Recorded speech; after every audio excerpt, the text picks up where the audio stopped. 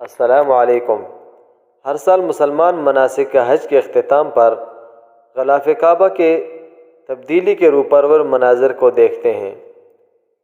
تو یہ خبر اس حوالے سے ہے کہ غلاف کعبہ اس سال یکم محرم الحرام 1444 ہجری کو تبدیل کیا جائے گا۔ اس تبدیلی کی ابتدائی تقریب میں غلاف کعبہ کسوہ خادم الحرمین شاہ سلیمان کی طرف سے ان کے مشیر اور مکہ کے گورنر شہزادہ خالد الفیصل نے مسجد الحرام کے امور کے سربراہ ڈاکٹر صالح بن زید کے اس تقریب کی تیاری کے دوران غلاف کعبہ ان کے حوالے کیا۔ اس موقع پر صدارت عامہ برائے امور حرمین ڈاکٹر عبد الرحمن السدیس بھی موجود تھے۔ غلاف حوالہ کرنے کی تقریب مینا میں قائم مکہ ہیڈ کوارٹر میں منعقد ہوئی۔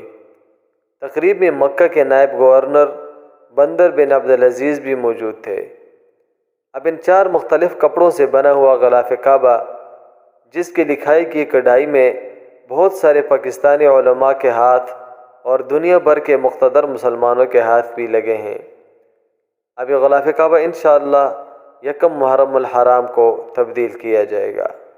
یہ دوسری خبر بھی حرم مکی سے ہے کہ حاجی اب طواف وداع کر رہے ہیں۔